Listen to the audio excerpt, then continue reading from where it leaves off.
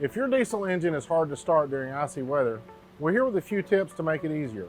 But first, you should know the why behind a hard to start diesel engine. It's because cold weather interferes with the heat needed to ignite the injected fuel. Modern diesel engines help that process by adding heat with glow plugs, air inlet heaters, and block heaters. If a block heater is not already installed, ask us about adding one. Switching to a lighter weight of engine oil during winter will allow the engine to spin faster and easier when cold. Just don't use one that's lighter than the recommended weight. Diesel tends to gel at very low temperatures, causing starting issues. Minimize this by keeping the fuel filters drained and using high quality fuel. You should also minimize water condensation in the tank by keeping it topped off. Many of our customers see improvement when using over-the-counter anti-gelling additives in their fuel.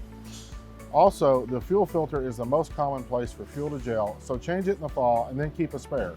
The diesel exhaust fluid in the tank will be fine since the system usually heats it, but the extra you keep on hand should never be stored below 32 degrees. It's about 50% water, so it will freeze and be rendered useless. Never top off coolant with plain water. Even a little bit can freeze in the engine or radiator. You also want to check the coolant regularly with a hydrometer to monitor the glycol levels. That stuff is key to lowering the freezing temperature of the mixture.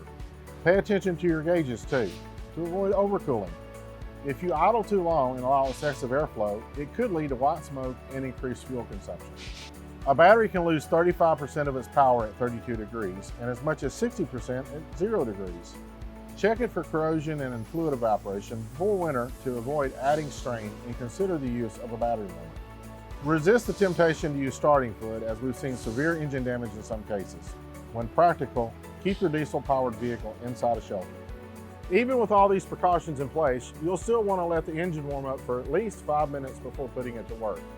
If you ever have any issues, let our diesel experts help you out. You can also follow us on Facebook, Instagram, and Twitter for future Tipton tips on how you can spend less, drive more.